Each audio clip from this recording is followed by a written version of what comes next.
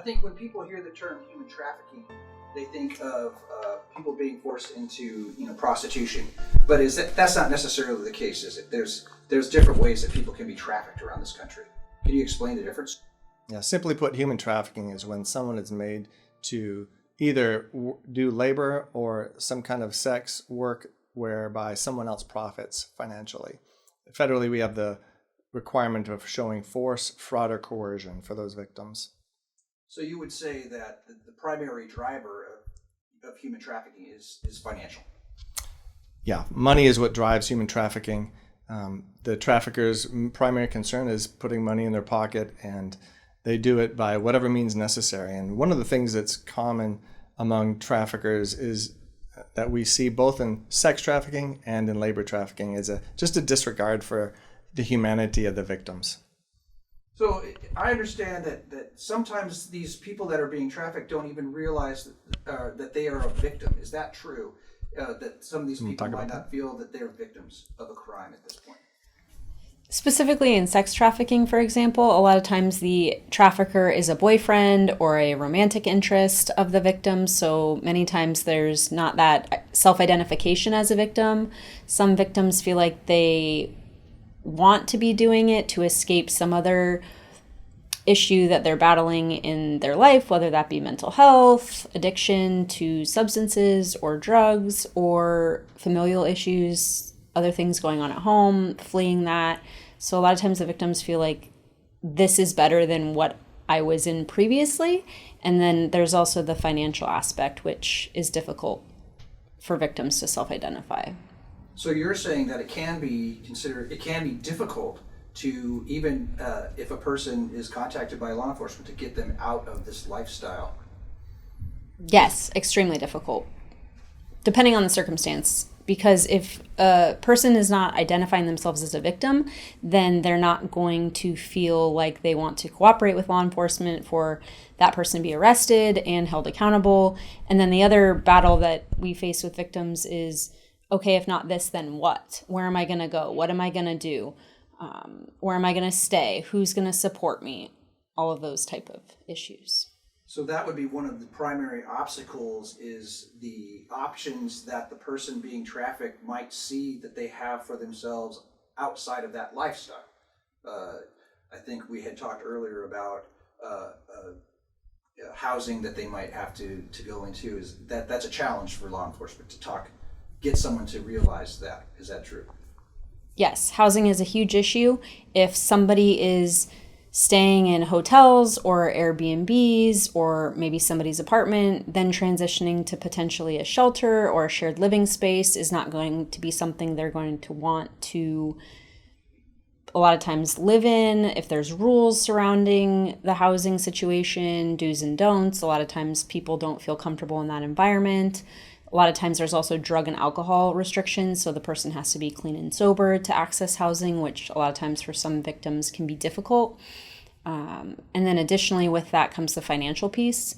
Oftentimes victims have a difficult time with the change in perspective financially, even if they're not holding on to or personally making any of the money from the trafficking. A lot of times they think, well, if I do this, then I can make X amount of dollars versus, for example, working at a fast food restaurant for 8 hours. They're making a lot less money versus what they tend to know. So a lot of times victims will talk about, fast money, quick money. And then the opposite of that is, how much longer it would take to make that same amount of money, even though personally they're not necessarily holding on to any of the money that comes from the exploitation. So what are some of the common myths that a person out there might have about human trafficking in this country? I think oftentimes when people think about human trafficking, they conjure images of people locked in containers or crossing borders or things like that, international components. But the vast majority of the cases that we work involving human trafficking here in this country don't involve those components at all. In fact, federal statutes don't require any travel whatsoever. We have trafficking just within a state without anyone ever leaving the state that takes place.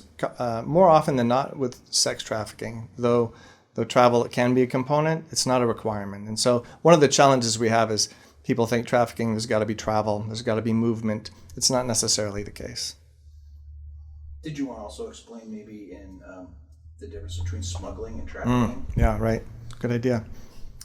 So what you just explained sounds to me, it doesn't sound like that I need to put someone in a truck to hide them from going across state lines or something for it to be of interest to the FBI or federal law enforcement.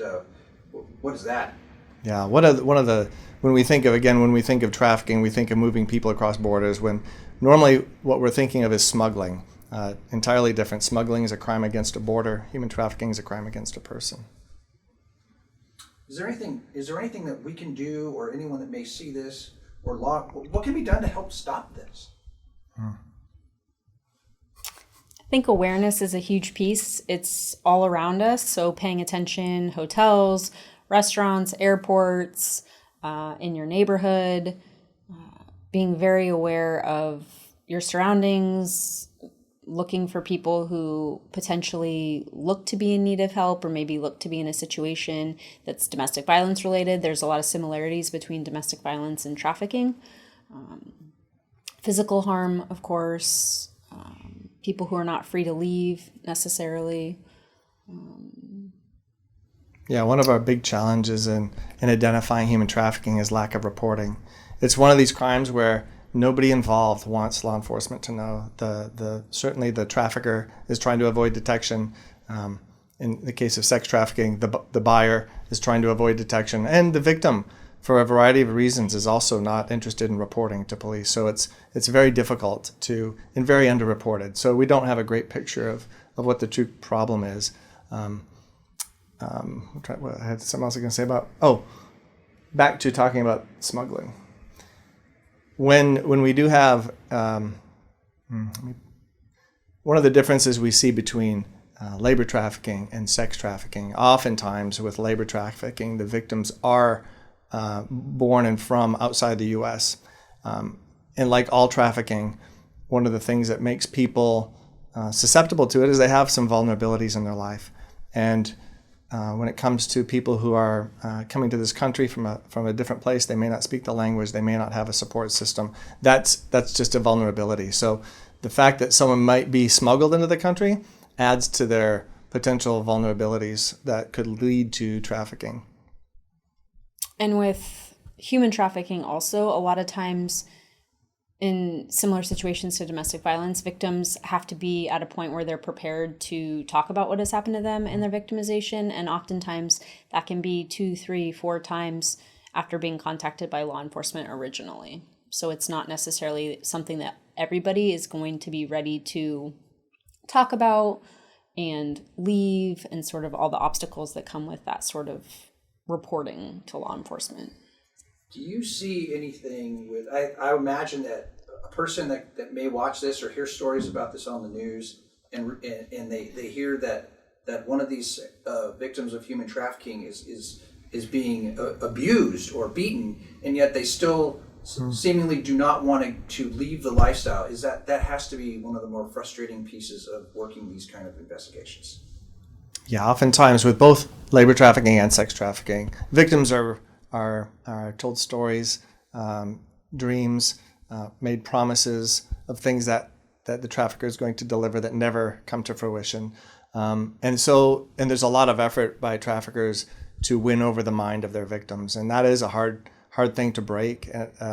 They're establishing entirely new systems and values for them. And so for us as law enforcement coming in, often not in a place where they're ready to trust us, that's a difficult time for us to try to show that we are on their side. One of the things that I've heard from, and I'm sure Stephanie you've heard too, from particularly sex trafficking victims, is that they just felt like they had nobody in their corner, and that they're out there on their own, and they're trying to survive. Typically, they're in this kind of survival mode.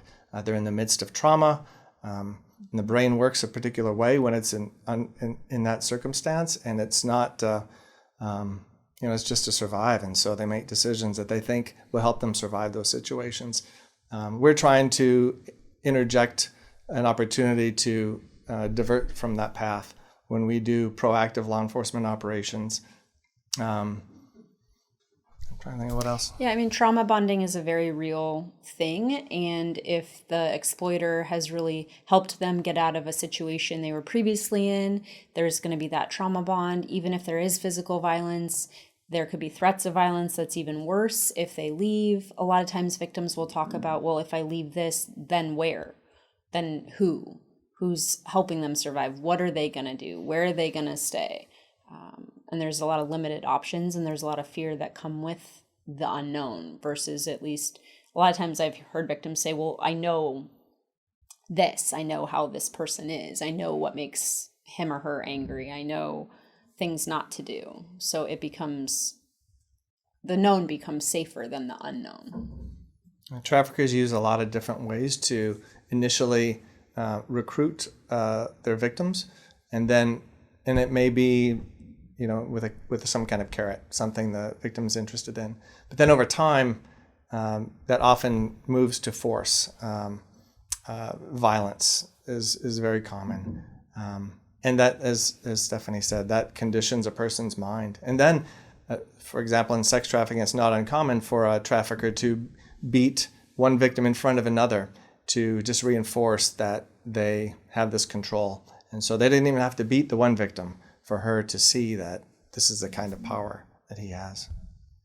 Well, I wish some of these folks or people watching could understand that there are people in these victims' corners, such as you guys and our partners that are working similar cases. Is there anything else that you think that we haven't asked that you'd like to add, that we'd like to get out as a message to make people more aware of this issue?